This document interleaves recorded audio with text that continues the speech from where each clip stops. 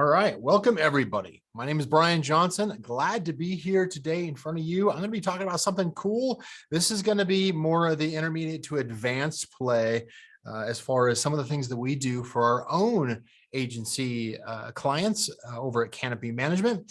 And ultimately, I'm going to go into I'm going to kind of dig into the data. I'm going to show you some of the reporting that we're using, some of the newer reports that are available. And I'm going to start out with probably the most important piece of data, the most important metric that Amazon doesn't even give to you. You're going to have to calculate it on your own. Yes, in fact, but this is actually what the big brands do. This is what the pros use in order to drive strategy and all the things that we do in order to make sure that a brand has launched well, is growing well, and of course is taking over your basically essentially dominating your the individual niche. Okay, so cleverly titled How to Use the Hidden Insights to Scale Your Amazon Business in 2022. I'm going to be talking about reports. I'm going to get pretty geeky here, so have some of your questions ready. Get ready to take some screenshots. All right. And just to make sure, just one person, this should have changed slides now to this training is for you. So hopefully that is the case. This training is for you. Honestly, it's not a good fit for you if you're a novice. If you have, if you're just now building your brand or about to, this is probably going to go over your head, and that's cool because I've got plenty of other content that comes out that I teach on a regular basis that teaches how to get started, how to build, how to do some of the key elements and the best practices. This is going to be for those of you who are already spending at least $10,000 a month in advertising. Okay, that's kind of setting a baseline. It says that you're intermediate, you've been doing this for a little while, and you're growing quickly. You've already optimize your ads. In other words, you know how to optimize your ads. Either you've followed my advice over the years or taken my training or heard from somebody that has echoed some of the best practices, and you already know how to optimize your ads. We're not talking about advertising. We're not talking about optimizing PPC. We're not talking about adjusting bids today. Okay. We're going to go farther than that. Right. But I want to know in the chat, how many have you seen your sales in 2022 this year have actually dropped versus stayed flat or grown? If you could put in the chat there, I do expect participation on these in order to keep everybody in the room and keep everything engaged. So let me know, 2022, you've been growing, you've been flat, you've been falling. Let me know. Whoa, dropped 30%. Yeah, actually, that's actually not that uncommon. In some of the best case scenarios that I see, flat is pretty good, but this is where we dig real deep in order to find, okay, I do see it's a full-on mix here. So I definitely expected that. We have definitely seen a great change in 2022, and I'll talk about that here. You want it to grow, you want it to double, you want it to triple. That certainly is our track record and what we normally expect to have. And yet this is the year that's been presented some challenge. So what did we do at Canopy in order to pivot around some of the common problems and try to outthink our competitors, as well as try to obviously gain an advantage for our clients? Okay. So let me just kind of read through some of these here. So most of all, this training will help you if you suspect that there's something you're missing, which was a common question that we had within Canopy, of course. A key ingredient that other sellers know that you don't, which it does happen. Of course, that's why there's mastermind groups out across the world. But here's where I want to take you on this. So by the end of this training, you'll know how to read the signals that you've been ignoring or haven't even noticed, because a lot of people haven't really taken a close look at some of the lesser known, lesser used reports that actually were introduced because they provide valuable information. Amazon knew that. They just didn't get the adoption that they wanted, right? I want you to be using the latest reporting to diagnose your specific needs. So we're going to talk about a couple of different examples on that. And then I want to turn that diagnosis of what do you see in the metrics that is right or wrong, so that you can actually take action, so that you can increase visibility, so you can increase shopper engagement, so you can increase sales, and of course, increase profitability rather, most of the time, certainly in the Amazon space, it's the game of, do you want speed? What is it? So contract is like, do you want speed? Do you want cost? Or do you want quality? Pick one. And that is the same kind of case here when it comes to visibility, engagement, sales, and profitability. It's usually pick one or two, right? You've got to abandon one in order to get the others. And honestly, in a lot of cases, I mean, just being straight up front with you here is in a lot of cases, that is true. You will have to sacrifice one element in order to empower the other ones to succeed. But this training is going to be talking about how do you actually find where your opportunities are and where the red flags are so that you can get those corrected and ultimately move the needle depending on where you are at, where your brand is at, where your product is at, even where your search terms are at. In order to increase visibility or increase engagement or sales or profitability, of course. Okay. Like I said, this is something that we do for our clients at Canopy Management, and we've had to do a lot more in 2022 in order to compensate for some of the global events and some of the changes that are going on. So let's be right up front here. Let's kind of clear the elephant in the room. Why am I sharing it with you today? Well, to be frankly, because there's something in it for me. Yes, in fact, the more value that I can give you up front, which is something you often see me doing in a lot of my webinars, a lot when I'm speaking on stage, whatever the case is I want to make sure that you're walking away with something that you can take action. But I got to tell you is that I work for one of the most phenomenal agencies with a fantastic track record for success. And if you're at the point where you at least need, if you don't see that you're moving the needle and maybe it's gone beyond you or beyond the team that you have working on that, at least have a conversation, get a second opinion. That's what I'm going to throw in there. I'm going to do this entire training and teach you how to read this data in order to take advantage of things, right? I'm not going to fluff it up. I'm going to get in here pretty quickly here. I'm going to do a little bit back. I'm going to do a back step and explain why I've got the knowledge and the experience. But I do want you to know that, yes, of course, there is a pitch at the end. That's you haven't seen me do this in a long time. But I'm getting kind of pissed off that more brands are simply just hoping that something will change on their own without getting a second opinion. Whether we choose to work together or not, it's a moot point. We're going to offer you something here at the end that you absolutely should be taking advantage of. If you're doing the 10,000 a month in ad spend, then you should at least get this done by our team so that you can go back and say, look, we're doing this right. We're doing this wrong. We need to fire somebody, whatever the case is. Hopefully that's not the case, but you've got to be aware of where, of what needs to change. Okay. So rules for today, pretty standard, right? I want you to ask questions. I want you to take notes. I want you to stay engaged on the chat so that I know that you're listening. Otherwise, I'll just kind of walk out the door and quietly shut the door, right? I do see that the room continues to grow and more people get added on. And I did hit the record button, but sometimes it goes right, sometimes it goes wrong.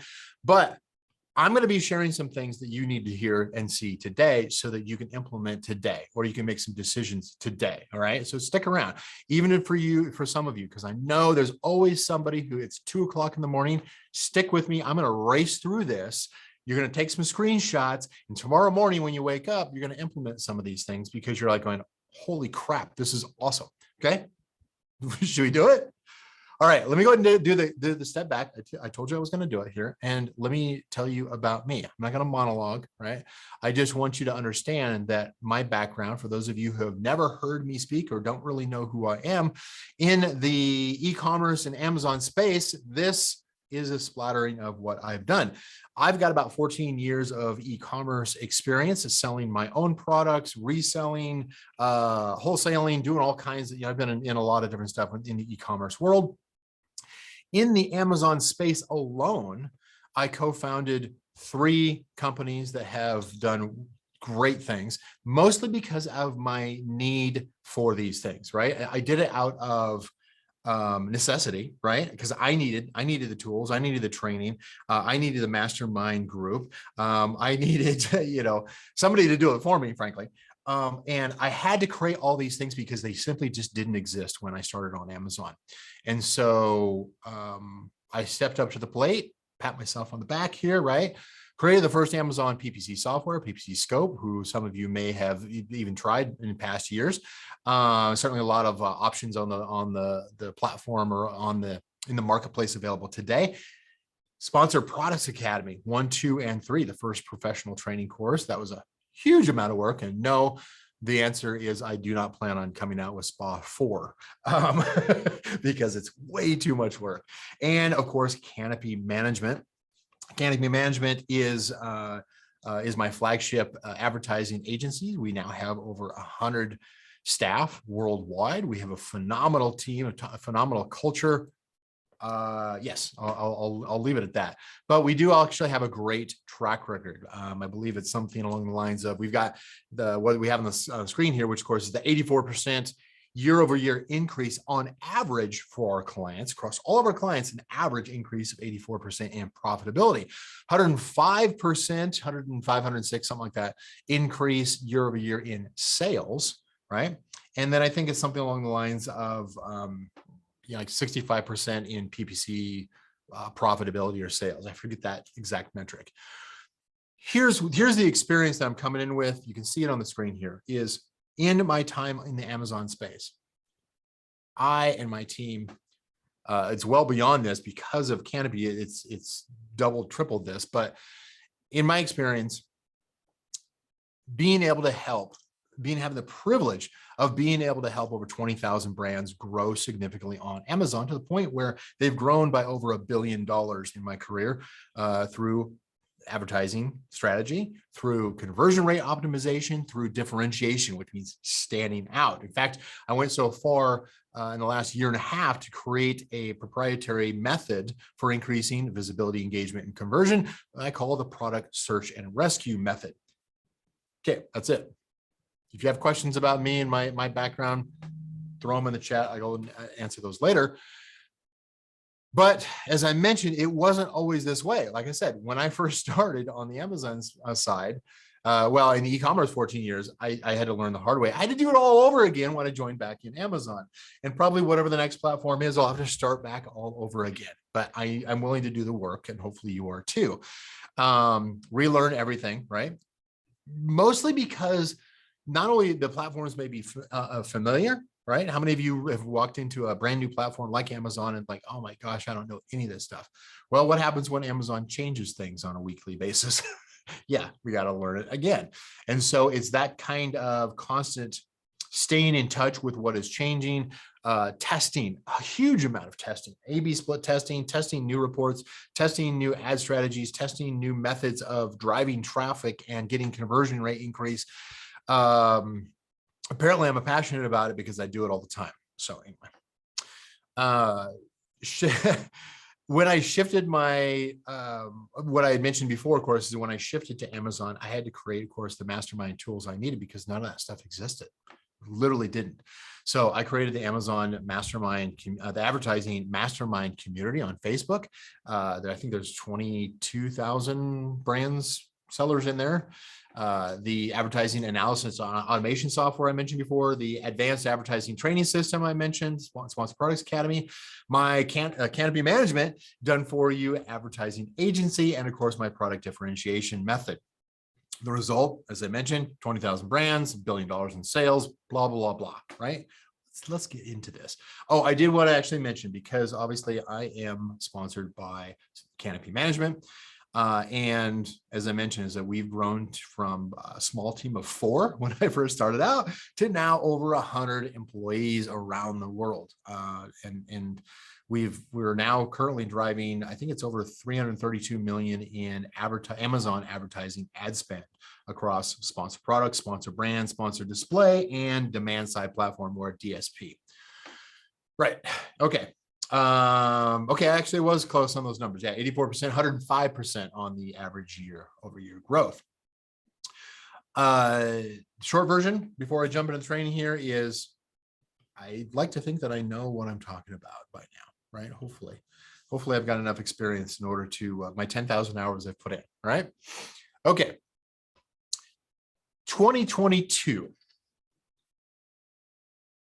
The number one problem that we're facing this year is, as you already know, the Amazon landscape is not static. It constantly changes. The cost per click has continued to rise. In the last couple of years, it has at least doubled.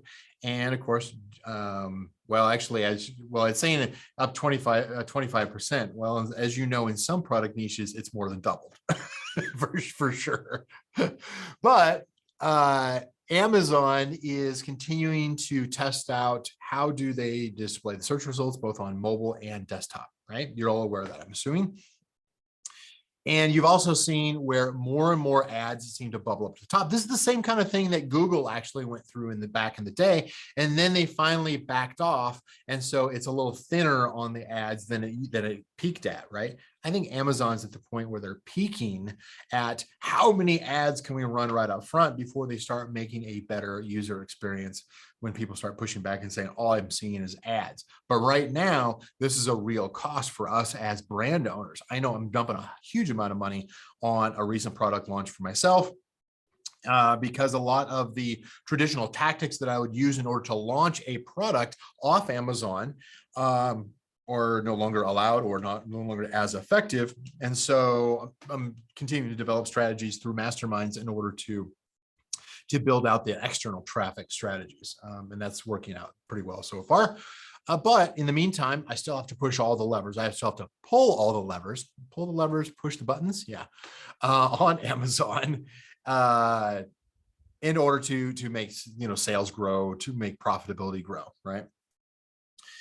Shoppers have been given offline freedom. What the heck does this mean? Well, of course, post-COVID. We saw this in the middle of COVID when things were relaxed and people said, oh, I need to get out of my house. I need to go out shopping. And then all of a sudden it closed back down again. And then they opened it up for real, right? And what we saw is that this is the first spring and summer where families for real thought, hey, you know what? We can travel now. We can get on a plane without a mask requirement, right?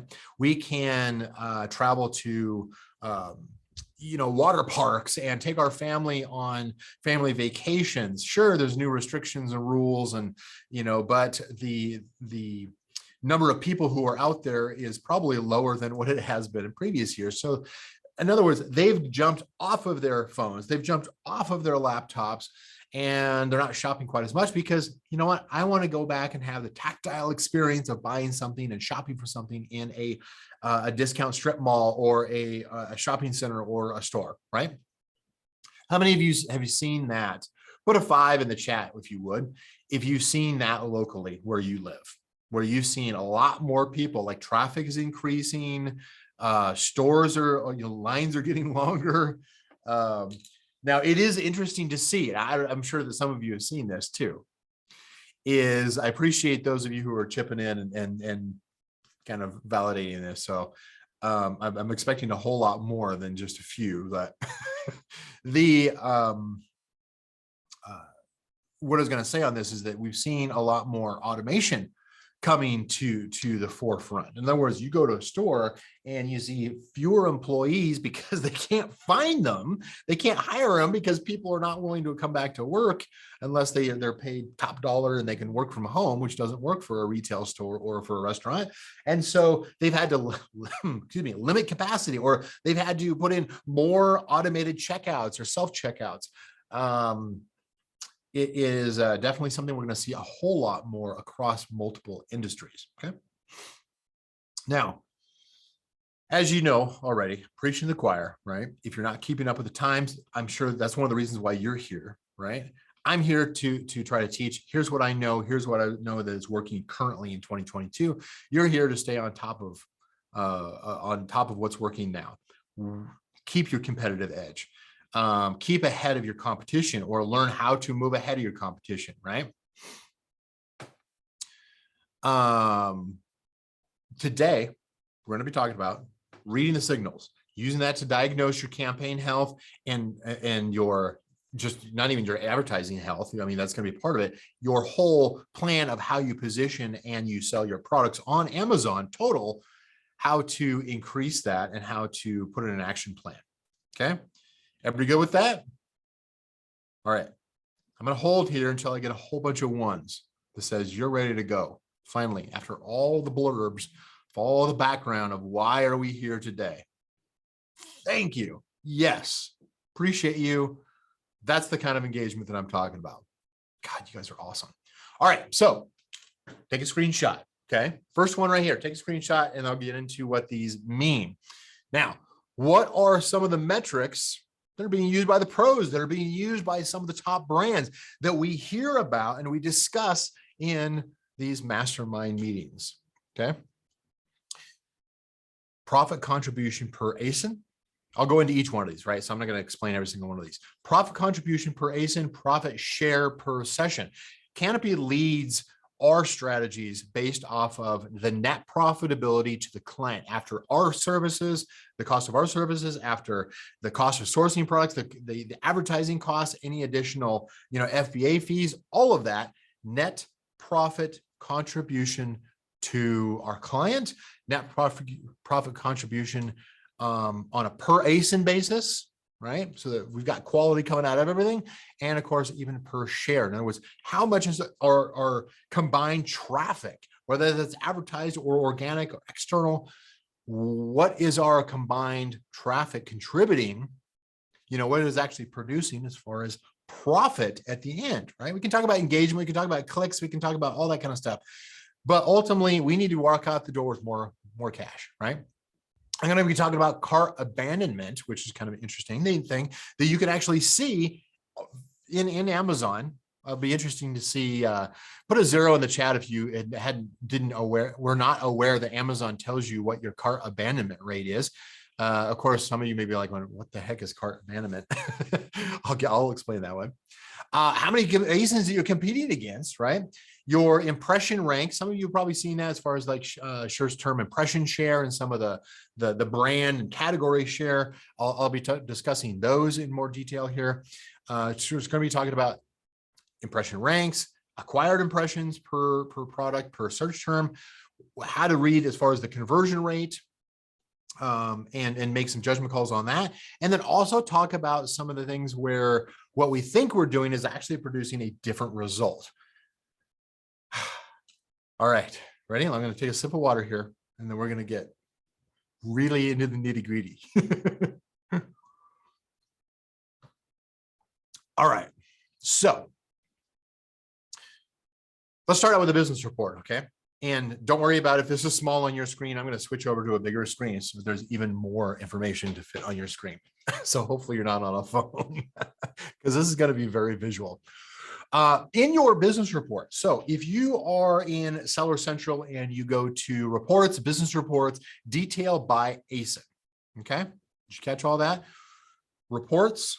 Okay. Seller Central, reports, business report, detail by ASIN. Okay. Or detail by parent and ASIN and child ASIN, if that helps.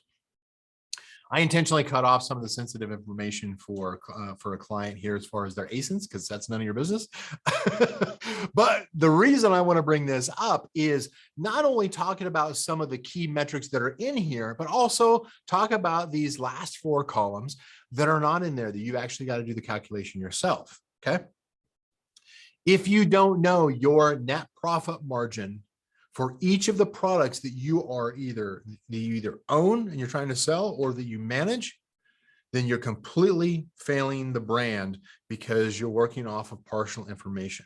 Hopefully you guys are all calculating what your current net profit margin after the increase in staffing costs and warehousing, shipping logistics. You've recalculated that this year and probably every quarter now in order to adjust that to see which products in your product portfolio, in your catalog, generate the most profit on a percentage or on a per dollar basis. Okay. Probably both is actually a good one.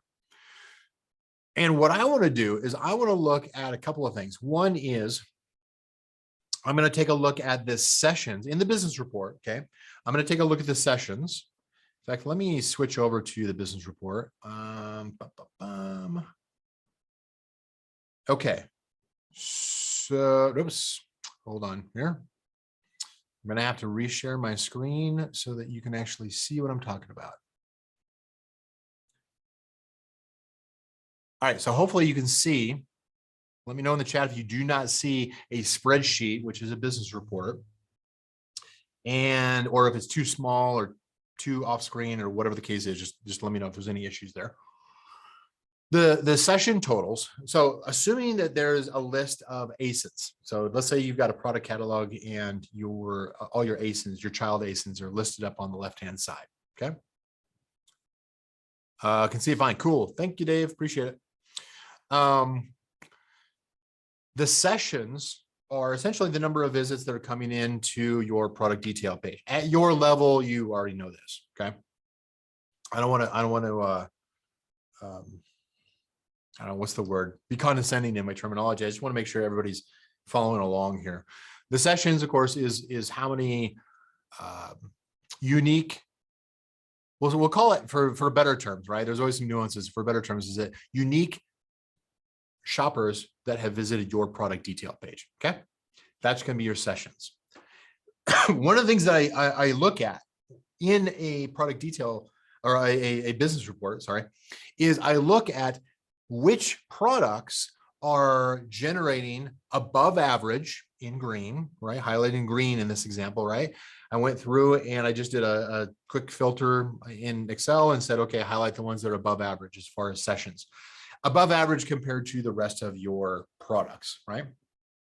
I'm also going to highlight the products that have an above average conversion rate. Now, in this particular case, we've got some pretty low, we've got some single digit conversion rates, which I usually don't like to consider as above average, but that also means they probably have a bunch of products down below that have 1%, 2%, 3% conversion rate, right? Which we're really suffering.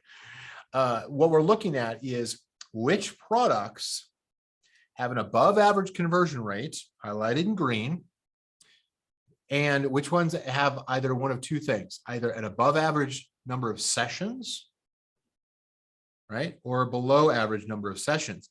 Another way you can look at this is the sessions percentage. Sessions percentage is saying, okay, this is going to equal 100%. Okay, 99.9% if we look at Excel.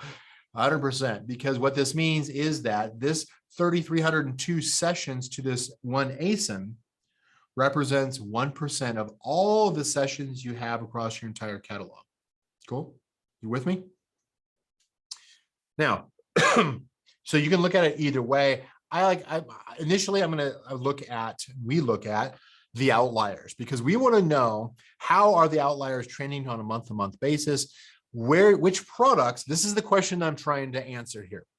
Which products have an above average conversion rate and yet have a below average number of sessions? In other words, they're not getting the traffic. You've probably heard me teach about this before, but what I'm looking for is, and I'll get to these metrics here in a minute, but I'm looking for those. I'm going to start out with those that have a below average number of sessions. Okay. And then I'm going to come over here and I'm going to look to see, okay, these have an above average conversion rate. Now, what I don't know is what is the actual net profit margin given the above average conversion rate? Does it suck or is it good? Because if it's good, if you have both an above average unit session percentage or also overall conversion rate, and you have an above average, you have an above average conversion rate, but you're not getting the traffic, you're not getting the sessions, then that tells me that we need to try to drive more visibility, more external or on Amazon traffic, more visibility to that particular product in order to test if we drive more traffic to this particular product, is it going to become wildly successful? Well, part of that answer is knowing what Amazon doesn't know, and that is what is your net margin, right? Or net profit margin for each product. Okay. I threw up some examples. I just kind of just randomly threw up some examples here and said, okay, this first product, let's say this first product, it's the hero product because it's selling the most, having the most sales, which is usually a trap for most brand owners as they look at their top 2 selling products, their hero and their sidekick, and they put blinders on. They say, we need to do everything we can in order to push this sale. But as a brand owner or as a consultant, you've got to push back. Okay. This is something we'll do. We've got no fear of saying you're full of shit. You need to do something different or else your business is going to tank. Hopefully nobody's offended by language here. I have a strong opinion about this because I see it too often where brand owners think that they're focused correctly. They're being given advice or they have people who are telling them what they want to hear. And yet a year down the road, they're laying people off. I don't want to see that. That sucks. We do everything in our power to make sure that we don't do that at Canopy, and we make sure we do everything in our power to make sure that our clients don't get in that position either, by making sure that they've got a realistic view of what they have control over, what their best foot forward is, and what best products, and of course, what strategies are going to amplify that so they get to keep all those families fed as opposed to making mistakes and actually just wondering like, oh, how come my sales keep dropping? Okay. Now,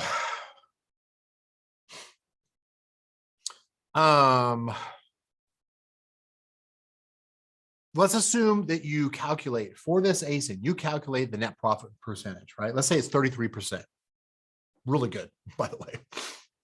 What I'm going to do is I'm going to then calculate based off of my product sales, my total product sales, how much profitability based off of the net profit margin and the total contribution of that particular ASIN against the total portfolio of sales. How much is that particular ASIN actually contributing to net positive cash flow, net profit margin, right? And sometimes we fool ourselves into thinking that, oh, our top 2 sellers are clearly what we need to focus on because that's what's creating all the sales. That's what's, employing our staff, whatever. And yet you really need to take a second look and look at some additional metrics and really figure out what is the actual net contribution. How many of you have actually, how many of this, give me a little bit of feedback on this. Like, is net contribution on a per product ASIN something that is new to you that you're going to hopefully implement like today? Or maybe it's something that you've used before. I'm curious to see how advanced this group really is here.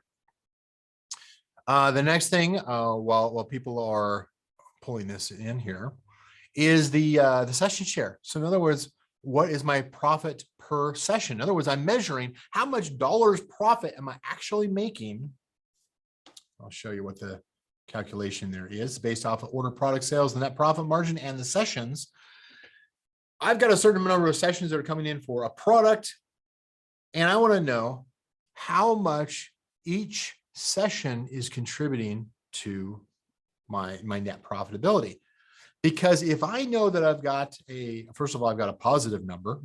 That's the first thing, right? I've got a positive number. And it is one of my higher numbers as far as profit per session. That means that I can increase traffic and likely produce more profit. Okay. Everybody with me on that one? All right. I'm going to finish up on this one here. I'm going to switch back to the next slide here. How many people stuck with me on that one? Did I lose anybody on that? The numbers continue to go up, but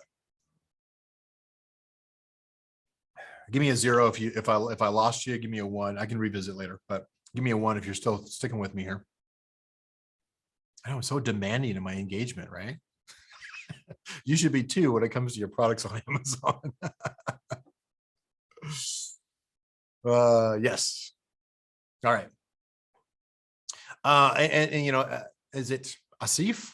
Hopefully I'm not butchering your name. I apologize for that. You actually brought up a really good point. It says we may have used the contribution per ASIN before, but sometimes, of course, when you try to drive more traffic, it can get expensive and maybe it doesn't create the profitability, the same linear profitability, right? That's kind of the ideal is that, oh, well, if it produced a $1.95 per session, then we're going to double our sessions and whatever we need to do, and it's just going to magically double. Not quite. Okay. It's a little more complex than that. However, it can be done. Okay. You just have to be able to read the tea leaves, right?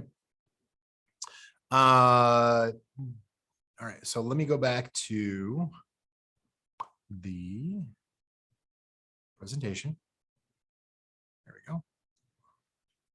And so I'm not gonna be sharing the spreadsheet because it actually is real data. So I'm not going to send that out to anybody.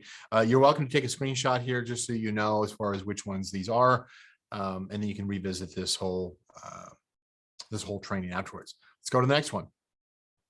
The search query performance. I'd be interested to see how many people have used this one yet.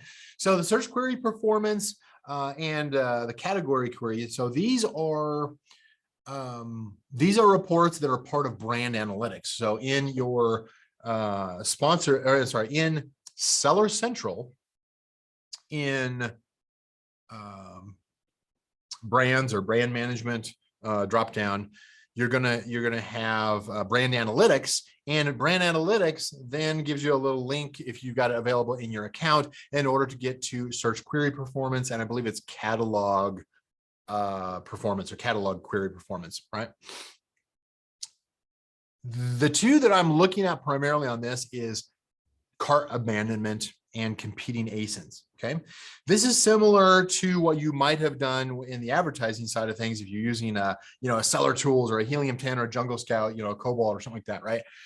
In order to see, okay, how many of us are trying to compete for the same advertised slot for a search term? This is the same kind of thing. The search query on the left-hand side is the individual search terms that are going to your brand. Yes, I do wish that this was went all the way down to the ASIN level, but no, because that would tell us a whole bunch of information regarding ranking and what we need to do in order to beat our next competitor for a specific search term for our product. But no, Amazon is still hiding that information a bit. And but this is similar to what we see in brand analytics because it's an extension of brand analytics. Okay. This, I think default is a 30-day basis. Yeah, I think most of these that I'm using is a 30-day snapshot, right? As far as the cart abandonment and competing ASINs. Okay, so cart abandonment is essentially saying that shoppers got so far as to add your product to the cart, assuming they're legitimate shoppers and they're not bots or some kind of manipulation going on, right? They got so far as to search, found, and add to cart your product, but they didn't actually purchase the product. So in other words, the cart abandonment is the higher the percentage in cart abandonment means that there's a disconnect between people committing and people selecting your product and people actually committing to that purchase. Now, that is going to vary on the product niche. If somebody is searching for a birthday gift, for instance, or Mother's Day gift or something like that, right?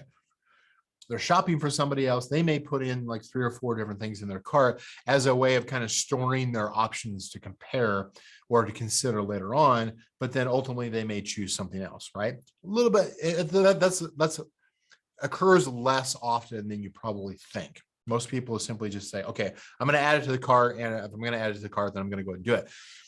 Where we get problems is if there's any kind of doubt or competitors running other options or people kind of second guess. When people start second guessing that purchase, we get a higher cart abandonment. Okay.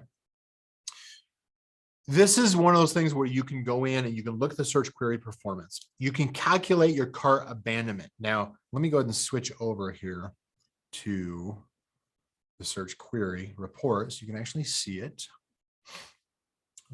Search query, there we go. All right, so hopefully you should be able to see the spreadsheet right now, which is the, I have it titled as, whoops, that's not the right one. Come on. Search query. Oh, come on. For real.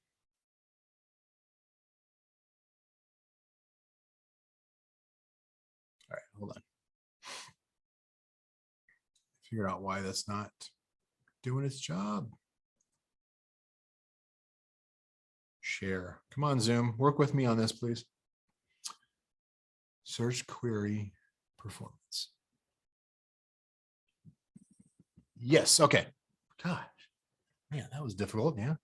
Search query performance report. Again, this is an extension of brand analytics. This is going to tell you based off of the individual search term. Again, probably like it's about a month snapshot. You can do weekly, you can do longer period of time also. And what this is showing you, kind of the short version, what is traditionally people are using it is they're asking the question, okay, for search term X, okay, I kind of gave it away here. This is for a fungus supplement, right? For search term X, I am currently ranked number one based off of there's 10,000 per month searches for this particular search term on the Amazon platform, right? Reaching, as far as the number of impressions, reaching a total of 567,000 ASINs. That's a lot of ASINs, right?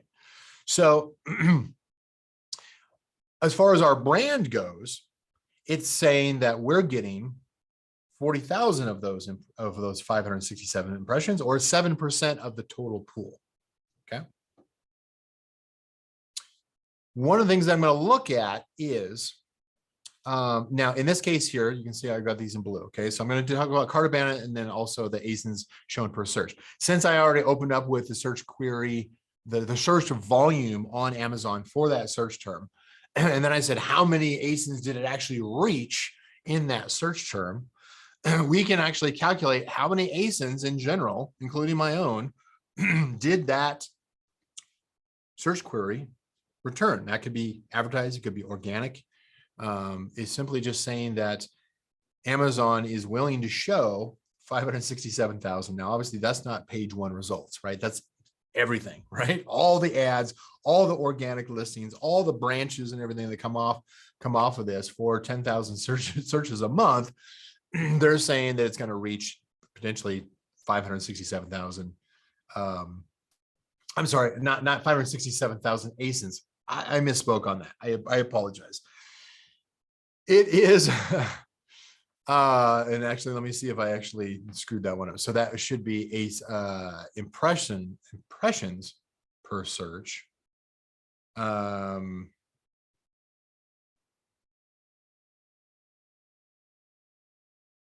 No, that's actually, no, okay, I know what it is.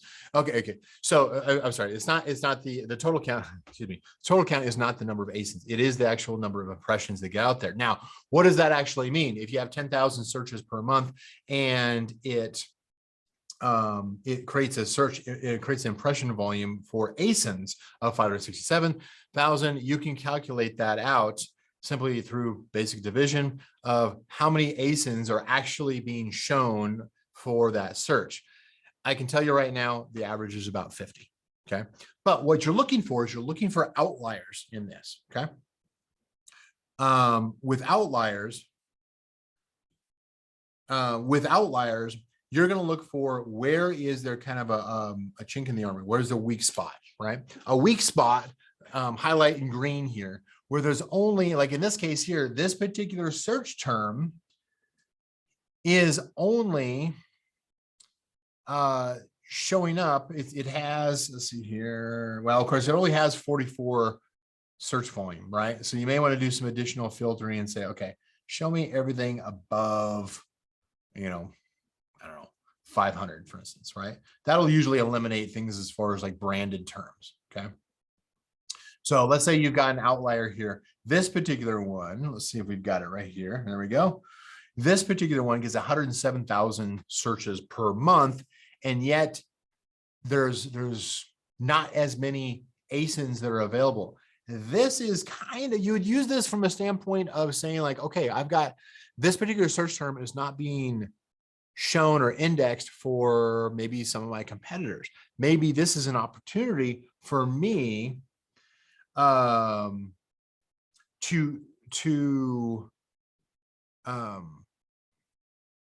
try to see like maybe there's an advantage that you've got here in order to maybe be more aggressive on these search terms and related search terms in order to get seen for high volume searches or just total number of searches without being encumbered by heavy competition, right? Because you're going to have some of these that are going to have, you know, like this one here, 69, right? That's on average 69 ASINs shown per search versus a 36. You could roughly say that that's nearly twice the amount of competition as far as the number of available ASINs to shoppers. Now, ultimately, I can hear some of the voices in there saying it's like, well, if you're on page one, it doesn't matter. True, absolutely true. Yeah, I'm simply just saying is that look for the outliers in the data in order to make maybe some opportunity buys or some opportunity strategies or tactics that you can implement. These are the kind of things that we look for at Canopy. We look for these outliers. We don't simply just look at like, oh, what's the click-through rate? What's the ACOS? What's the tacos? You know, it's like, yeah, no, we look at a whole lot more than that. Now, so that is kind of like allows you to evaluate each individual search term as far as how heavy is not only how are you doing individually as a brand, as far as am I getting my share of visibility, right? Of this brand analytics extension, you know, in the brand analytics page, it's your search query performance report. And where the weaknesses are or where maybe tough competition is, you know, maybe you mark that one as like, hey, you know what, this is a lot of competition, good down here. Now, let me talk about cart abandonment next, okay? Obviously, I'm running through these pretty fast, so hopefully you're taking some notes on this. When it comes to cart abandonment, what we're looking at is where do we have the outliers? Again, here's my outliers again, right? Where do we have outliers where we have an unusually high or above average high percentage of cart abandonment, meaning shoppers are putting our product into the shopping cart and yet they're doing the add to cart and yet they're not buying our product. Why? What's the problem? How do we diagnose this? This is a signal that maybe the search term, you know, the search query is leading to people considering your product, but then abandoning it maybe because they've got brand loyalty. Maybe that particular search query, that search term actually was a branded search term for somebody else. They considered your product and then ultimately they decided that your product was not as good or didn't line up with their brand loyalty and they abandoned it. But this is an opportunity for you to go in, if you've got some extra time to kill, to go in and look at some of these, do the calculation, and the calculation on this, I know you're going to ask here, is going to be your total purchase count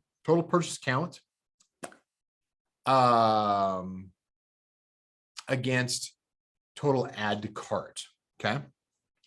And actually, I'm sorry, this is going to be, that is actually not right. Man, Brian, what have I been smoking today? This should have been the brand count and the cart add brand count. Yeah, I apologize. I was running a little too fast on my demonstration math and I did not get that right. I apologize sincerely. This should be calculated based off of your brand purchases and your brand cart ads in order to identify what is your cart abandonment rate. In other words, they didn't purchase even though they added it to your cart, and which ones are the outliers, which ones, which search terms are compelling people to add it to the cart. And this is going to give you some additional insight as far as whether or not they're considering your product similar to maybe it is a competing brand, which is good to know because now you can go in and start advertising against that ASIN if you have either a high cart abandonment or the opposite of this would be a very low cart abandonment, right? Something like in the 30s, for instance, something below the 50%, right? So you're going to want to look at those and say, you know what? Most people who search for this and add it to the cart end up purchasing my product. I want to try to double down on this. Okay. Give me a 1 in the chat if this makes sense. okay? Because I've got to keep moving on here.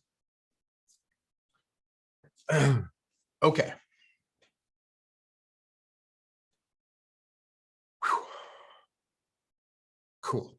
I know this is some of you have stated it's like, okay, this is new information and it's kind of a fire hose. Awesome. That's exactly what it's supposed to be. I'm trying to bring you brand new information that maybe you haven't heard, or I'm reiterating it in a way, having you take a second look at the data so that you can look at it in a new way that you can now use to your advantage, either for your own brand or for your client, right? All right. Next one, search term impression share. This is going to be based off of, we're going to look at impression rank, okay? And then acquired impressions. Now, this one is a big enough chart. I don't think I need to switch back over and probably go over to the spreadsheet on the next two. So that'll save us some time, right? What we're looking at here, the way that I like to filter this is assuming I've got a customer, I've got a search term on the left-hand side, okay? What I'm going to be looking at is I want to look at the search terms that are getting a decent amount of traffic. I want to see which ones are where I'm actually getting a decent number of impressions, and which ones have a conversion rate that is above average. Okay. Why? Why do you think? So the way that I use this is I go in and I want to know which search terms, because again, I'm looking at above rank. Now I should have colored the above average in a red color because that's actually a negative. All right. You don't want to have an above average as far as the numerical search term impression rank. You want to have a below average. In other words, you want to be 1 through 10 or 1 through 50, right? But what this says is, in this example here is, let's take a look at the first row.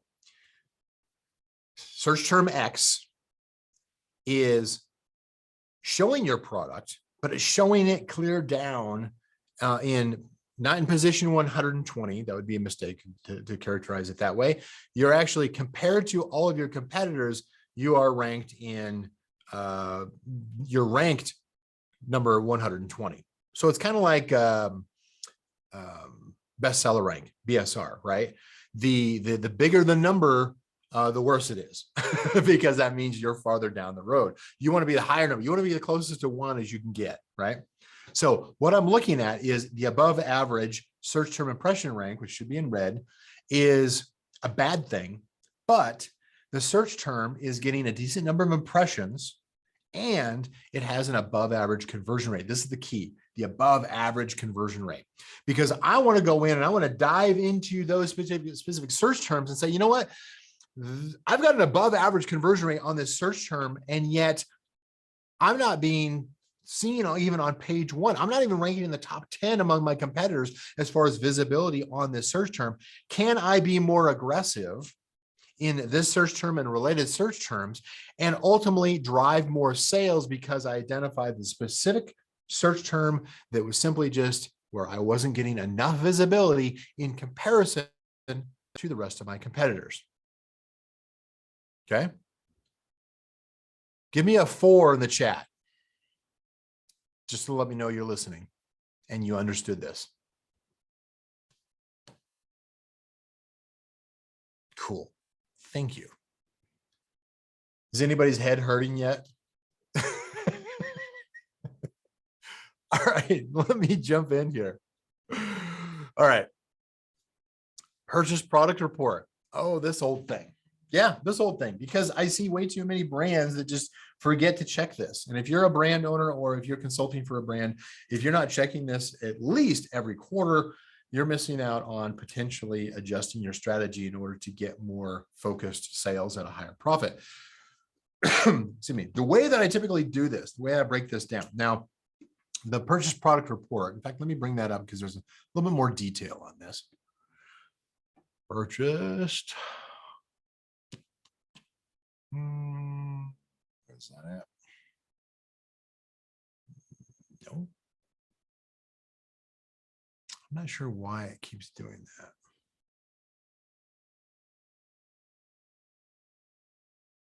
Business report, search term impression share.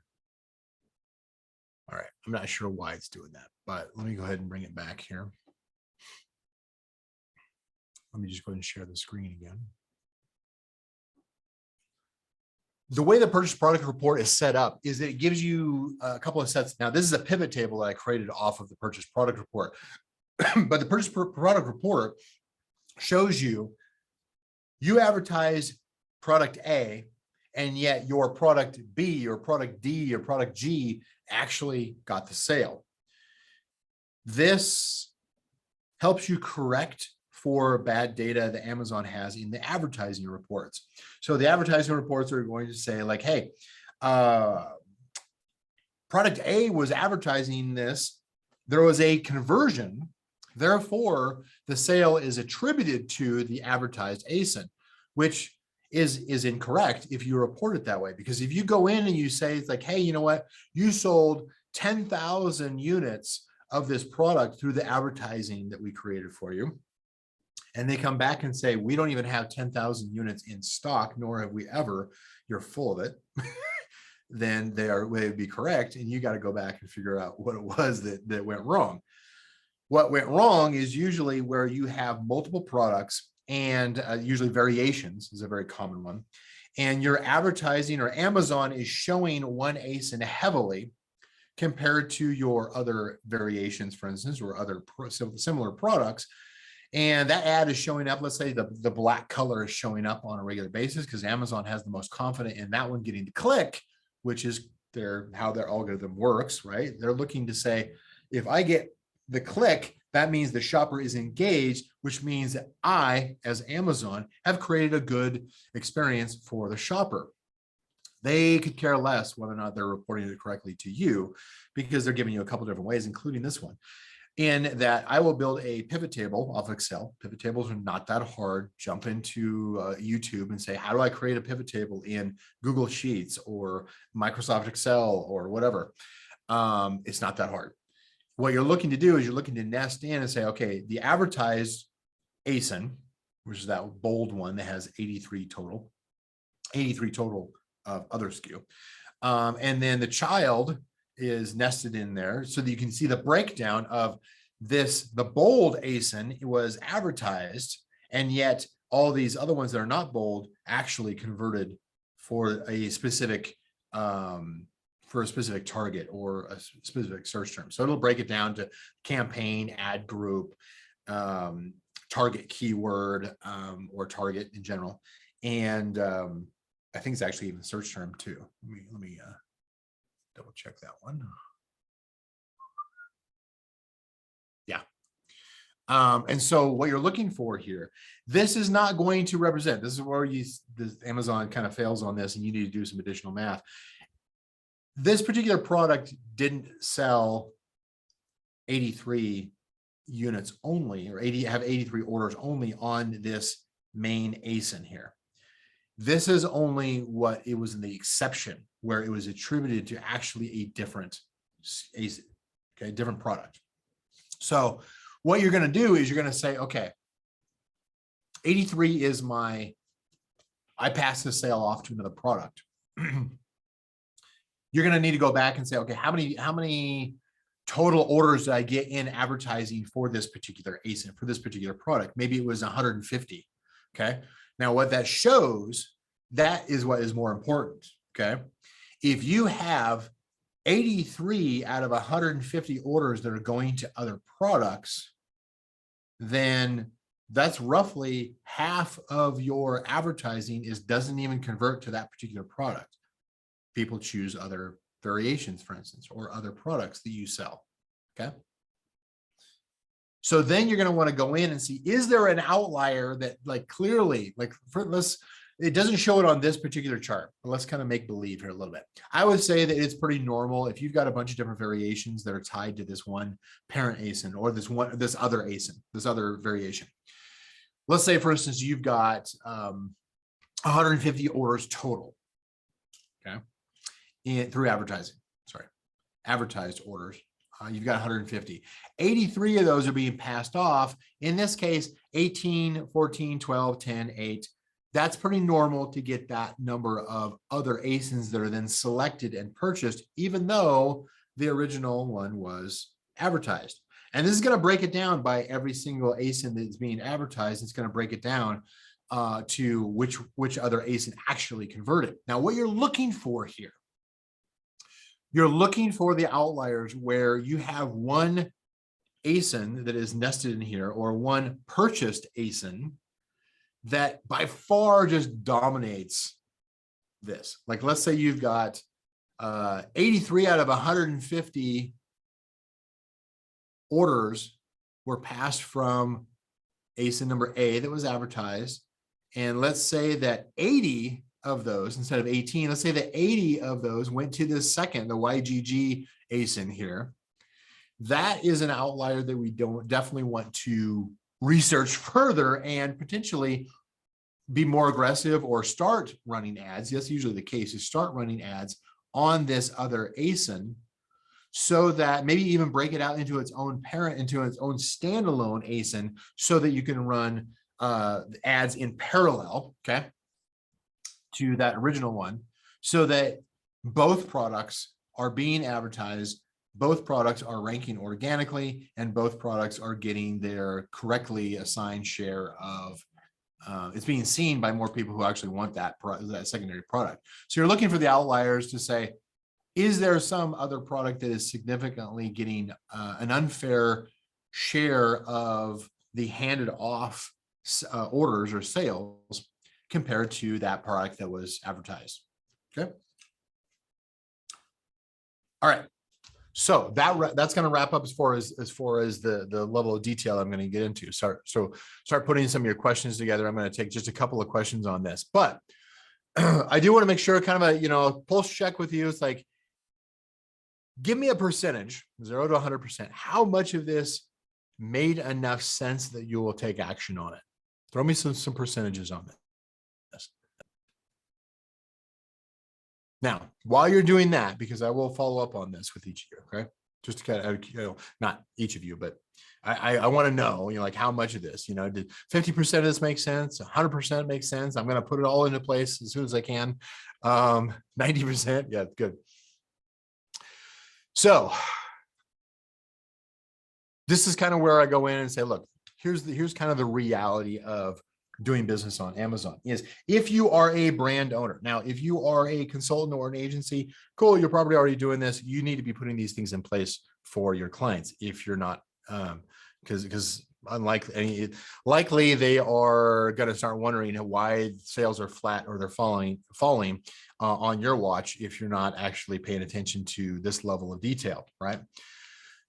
But that's kind of what Canopy does. This is something we do, right? So if this is something where you have a conversation, here's my offer, right? Here's my big grand pitch.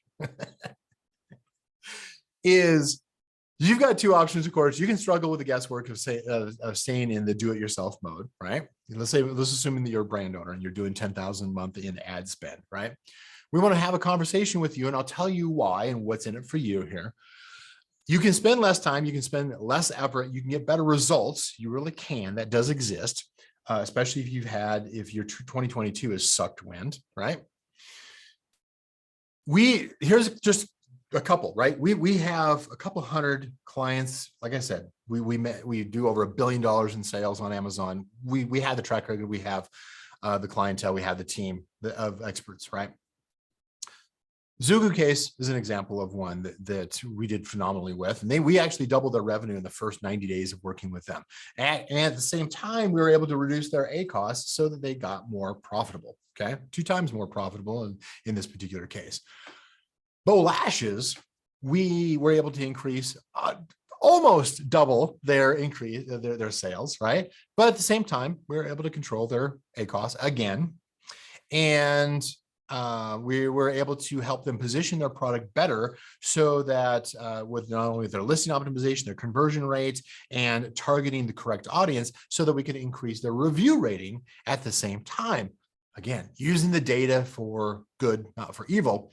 Again, we did this in the first quarter, pretty typical.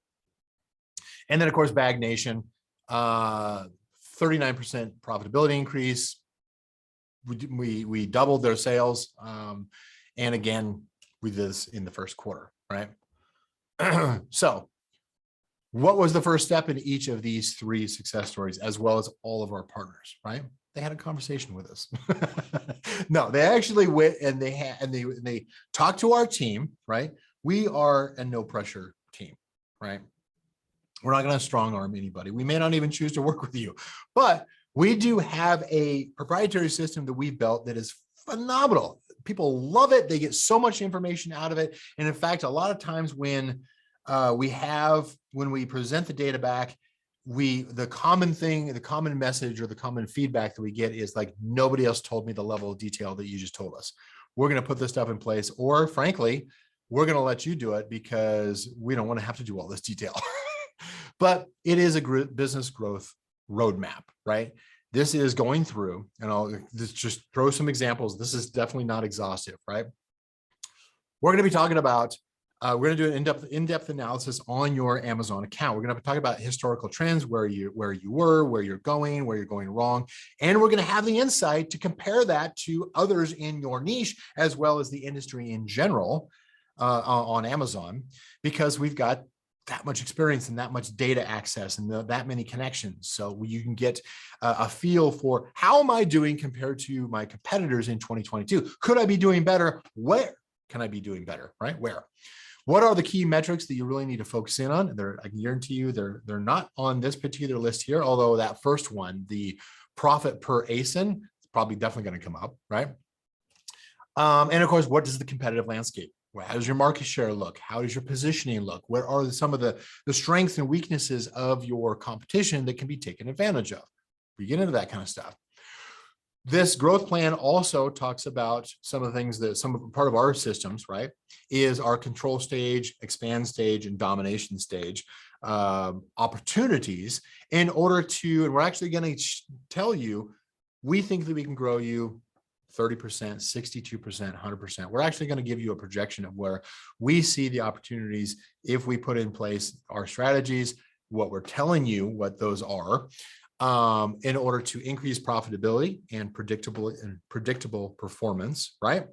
Create massive sales growth, and of course, steal back market share. Now, one of the last things we do on this is we actually go in and we'll do a full-on report card to say, based off of how's your ad coverage, right?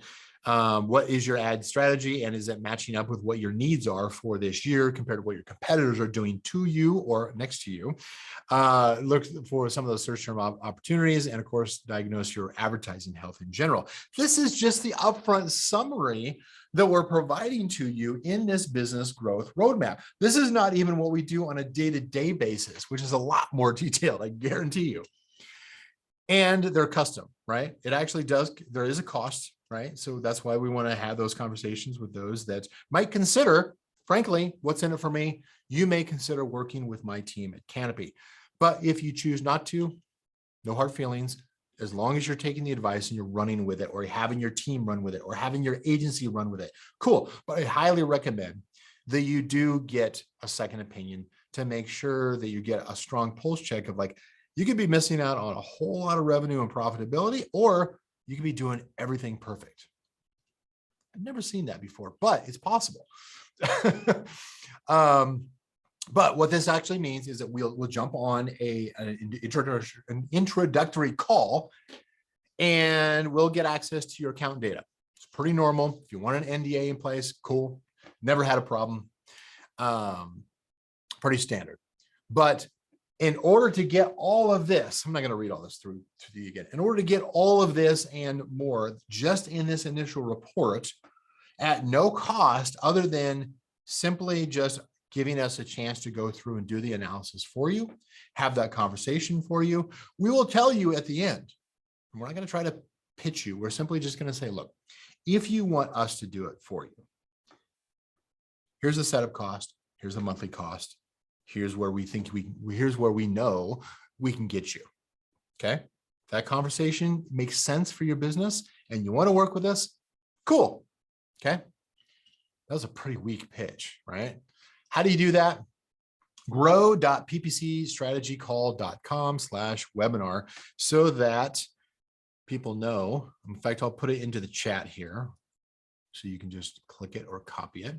Call.com/webinar. All right. Can somebody click on that link and make sure that it's working as is? I might have to put the HTTPS stuff in there. Maybe that one. Excuse me. But if somebody could click on that and just kind of let me know, hey, did that link resolve? Did it go to a page? It should be a form page that says, hey, welcome. Tell us a little bit more about you.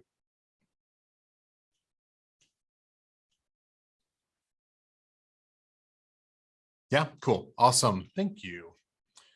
All right. So just in case you're kind of wondering, it's like, oh man, I don't want to get on a call with a salesperson. No problem. But here's kind of how it looks. You're going to share on this form, you're going to share some basic details about your business via the application form, right? So that we know where we can help you the best. We're going to have you book an introductory session with one of our Amazon growth experts. They're simply just going to have a conversation of like, hey, look, here's our capabilities. Here's what we're going to build as far as the growth plan, basically reiterating what I was just talking about, like all these different things you can get in the growth plan. Again, we're not going to charge you for this, but it does take our time. So we do want to work with people who are serious about actually implementing what we tell you, or at least considering working with our team, of course. And then we'll work on building that. Usually it takes, I think it's like 5 to 7 days on average as far as turnaround. And then we'll have a follow-up call to walk you through and allow you to ask questions, say like, why does this say this? And why do you think that? And how do you what kind of a strategy are you telling me is going to get me is going to double my sales in the next year when it's been flat all year long, right? Those are the kind of conversations we enjoy having because we know the answer. So, but again, it's grow.ppcstrategycall.com/webinar. It is worth the 30 minutes to get this set up, right? So I highly recommend it. So I'm going to leave it at this. I'm going to answer, if you've got a couple of questions here, I'm going to entertain a couple of questions, but we're already over the 1 hour mark that I promised. And so I want to make sure that I respect everybody's time. I'll open it up for up to 2 questions or 2 minutes. And then I will say good day and look forward to speaking with you in the future.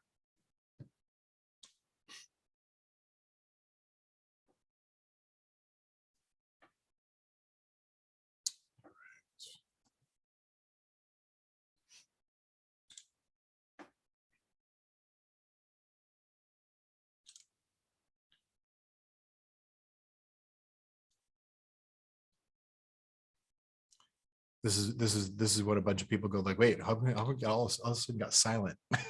Yeah, this is the open Q&A. But yes, definitely have that conversation with our team. It's well worth it. There's no risk or anything to it. There's no pressure.